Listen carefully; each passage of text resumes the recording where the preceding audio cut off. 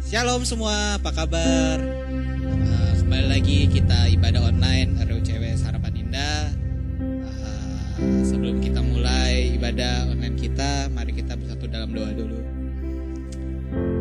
Bapa yang baik, terima kasih Tuhan atas kasih Bapa pada hari ini. Bapa, Engkau telah mengumpulkan kami Bapa bersama-sama. Engkau berkati Bapa ibadah kami Bapa dari awal hingga akhirnya.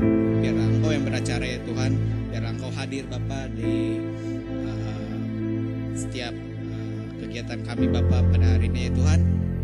Terima kasih Tuhan, terima kasih Yesus. Hanya di dalam nama Bapa kami sudah berdoa dan mengucap syukur. Haleluya, amin.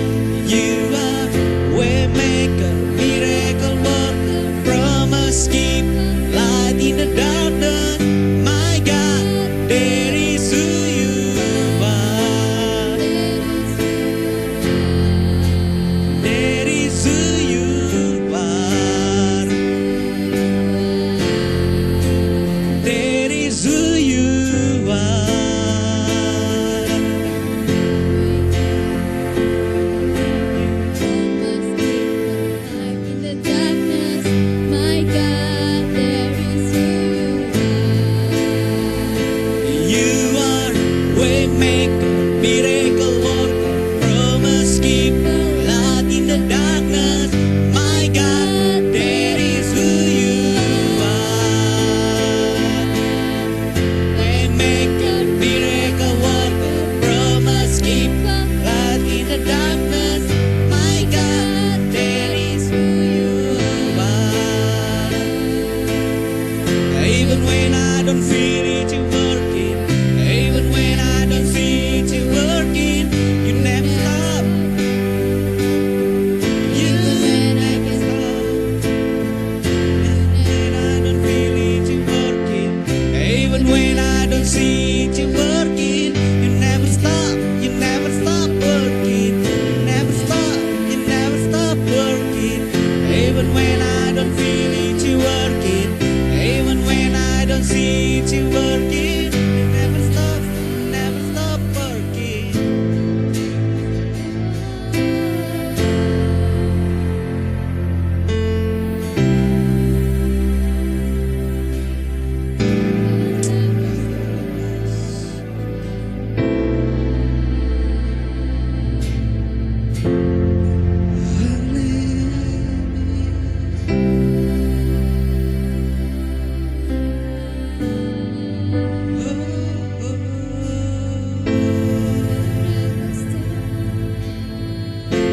Never stop working, Lord. Hallelujah.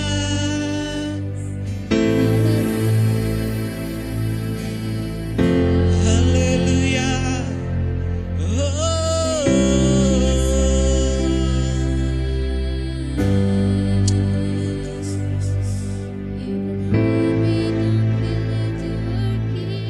You make a miracle worker, promise keeper, light in the darkness. My God, that is who you are. Waymaker, miracle worker, promise keeper, light in the darkness. My God, that is who you are. Waymaker, miracle worker, promise keeper, light in the darkness. My God, that is who you are. Waymaker, miracle worker, promise keeper, light in the darkness. My God, that is who you are. When I don't feel it, you working. Even when I don't see it, you working. You never stop. You never stop working. You never stop. You never stop working. Even when I don't see it, you working. Even when I don't feel it, you working. You never stop. You never stop working. You never stop working.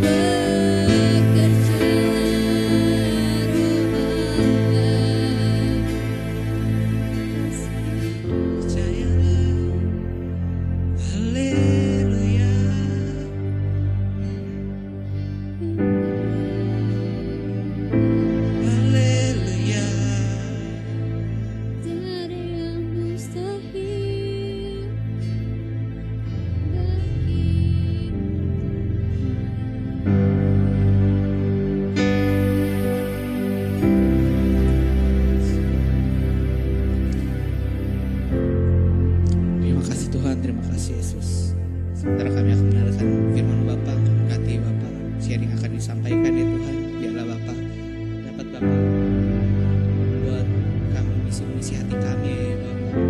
Makasih Tuhan, terima kasih Yesus. Biar Bapa Engkau yang meremehkan setiap isi hatimu dalam kami ya Tuhan. Terima kasih Tuhan. Hanya dalam nama Bapa kami sudah berdoa dan mengucap syukur. Haleluya. Amin. Oke, shalom semua, apa kabar? Balik lagi nih, kita ngobrol-ngobrol lagi. Bulan ini kita udah masuk ke bulan baru, bulan Oktober. Berarti kita udah masuk ke tema baru, yaitu tentang sadar diri. Kan siapa sih kita, itu identitas kita tuh apa gitu. Nah, hari ini kita ditemani oleh teman gue, siapa? Stefanya, panggil aja Stefa. Oke, tanpa kita panjang lebar lagi, kita langsung aja masuk ke sesi kita. Oke, Chef. Pertama ini, Chef. Dalam 1 Timotius 4 ayat 12 berkata, "Jangan seorang pun menganggap engkau rendah, karena engkau muda. Jadilah teladan bagi orang-orang percaya dalam perkataanmu, dalam tingkah lakumu, dalam kasihmu, dalam kesetiaanmu, dan dalam kesucianmu." Kenapa sih Tuhan gak mau siapapun menganggap kita rendah? Kalau menurut gue sih ya, kenapa Tuhan gak mau menganggap kita rendah? Karena kita adalah ciptaan Tuhan gitu, yang mana Dia menciptakan kita sesuai, serupa, dan segambar dengan Dia. Kenapa sih Tuhan gak mau menganggap kita rendah? Karena kita itu kudus gitu di hadapan Dia.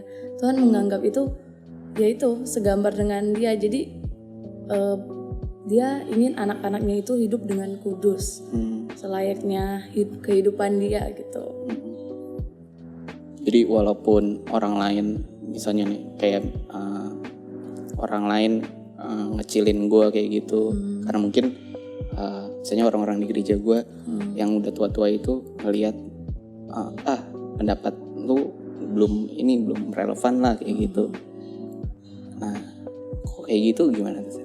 Menurut gue sih lu jangan memandang orang, tapi lu mandang yang mana yang menciptakan lu gitu ya, selayaknya Tuhan kita gitu yang ciptain kita gitu. Karena percuma lu ngapain gitu dengerin kata orang sih, misalkan yang walaupun dia lebih tua dari lu atau enggak dia seumuran lu, itu juga yang bakal ngenilai lu dari atas gitu, bukan dari sesama lu, bukan, tapi Tuhan yang ngenilai diri lo itu kayak apa sih.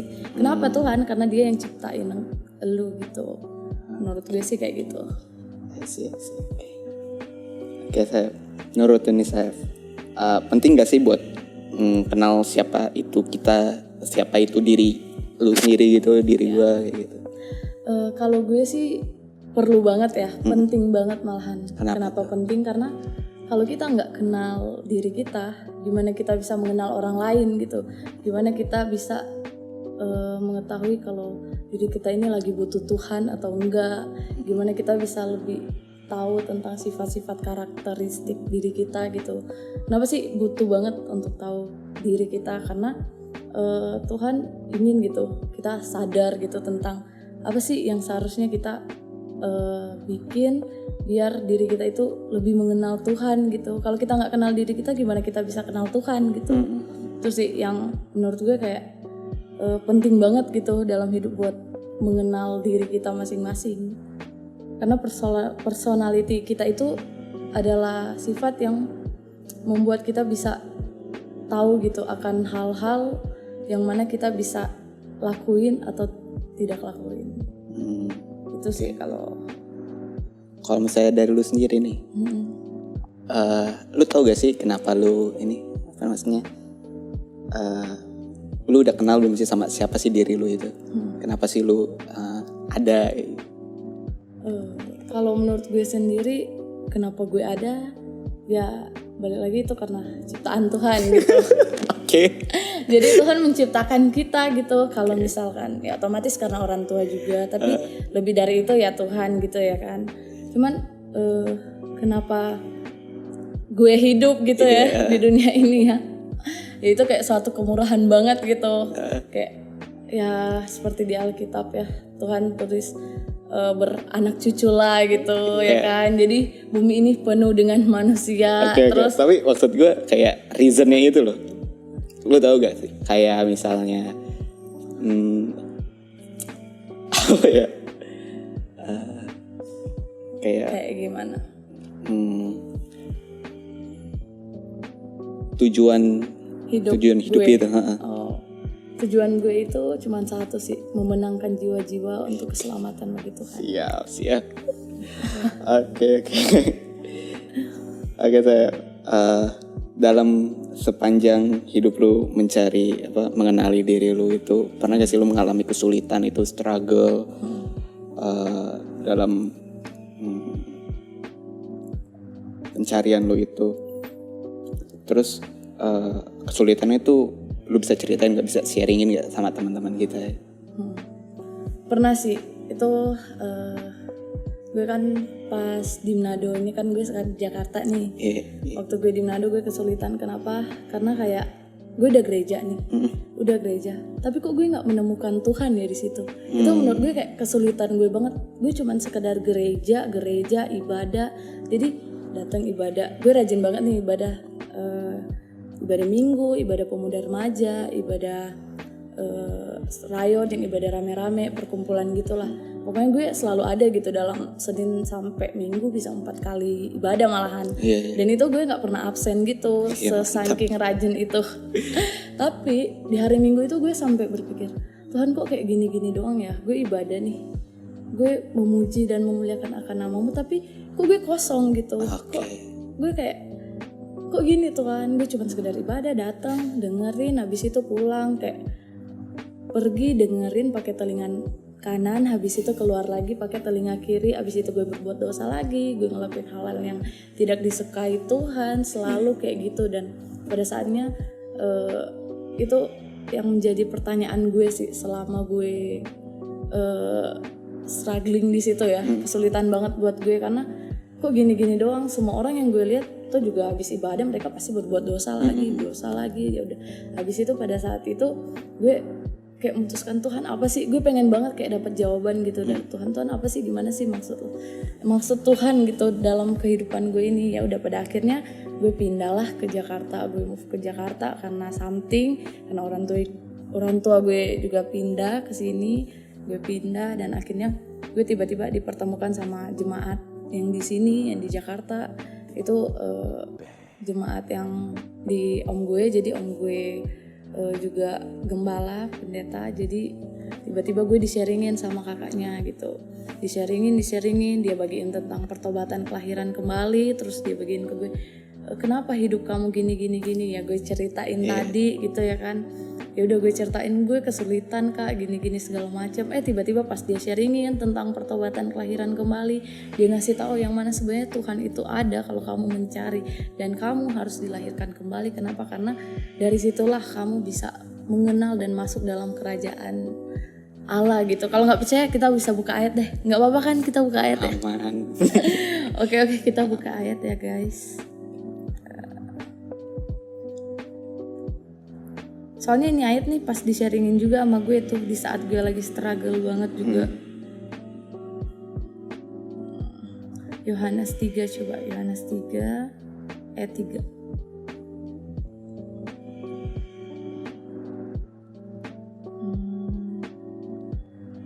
Oke, udah yuk. Nih, ini waktu itu gue di-sharingin kayak gini sama kakaknya. Coba kamu buka Alkitab, terus kamu baca ayat ini. Dan gue baca di situ ya, ini gue baca aja ya. Yesus menjawab katanya, aku berkata kepadamu sesungguhnya jika orang tidak dilahirkan kembali, ia tidak dapat melihat kerajaan Allah. Nah pas waktu itu nih, gue berpikir, lah berarti dia kan tanya tuh, udah dilahirkan kembali belum? Gue bingung kan jawabnya ya. Nggak tahu kak gitu. Terus di bagian ayat ini terus dibilang, coba baca yang di ayat terakhirnya gitu. Jika seorang tidak dilahirkan kembali, ia tidak dapat melihat kerajaan Allah gitu. Lah berarti gue nggak bisa melihat kerajaan Allah dong, kata gue. Ya kata kakaknya, ya that's why kamu nggak bisa gitu melihat kerajaan Allah. Kenapa? Karena kamu nggak bertobat dan dilahirkan kembali gitu. Gue oh my god gitu. Emang harus? Iya harus, karena ini dicantumin di Alkitab gitu, bukan di buku-buku yang lain gitu katanya. Terus kata gue, iya juga ya. Terus gue di-sharingin dan pada akhirnya gue di situ kayak terbuka, kayak oh my god, kayaknya bukan kayaknya sih, tapi kayaknya seperti yang jawaban yang selama ini bertahun-tahun itu gue cari tahu, dapatnya di sini gitu. Dapatnya kayak oh berarti ini ya Tuhan yang selama ini gue cari gitu kan. Ya ampun, ternyata kayak astaga, thanks Lord, thanks God banget pokoknya bisa dapetin jawaban ini. Akhirnya habis di-sharingin, dia kasih tahu, kakaknya kasih tahu tentang kehidupan dia, yang gue juga kasih tahu kehidupan gue yang tadi, yang mana gue kayak cuman sekedar ibadah tapi gue nggak dapet apa-apa.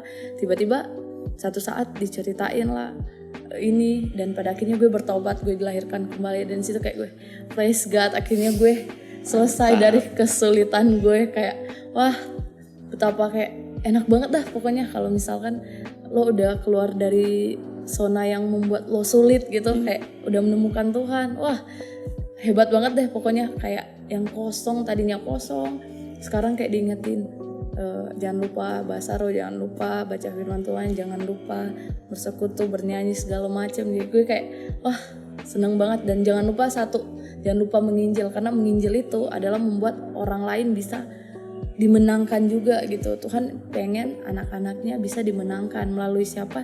Ya melalui kita, yaitu Tuhan yang mengutus kita untuk menyampaikan kabar baik ini ke orang-orang gitu. Itu sih yang gue jalanin selama kesulitan hidup gue. Mantap. Oke. Tapi nih saya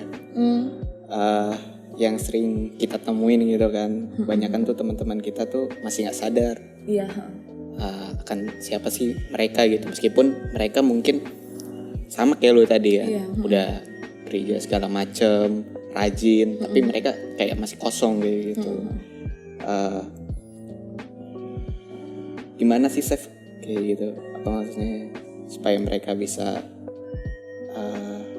sadar gitu, cara kita seenggaknya kita bisa ngebantu mereka kayak gitu. Lu bisa kasih sesuatu gitu ke mereka gitu. Kasih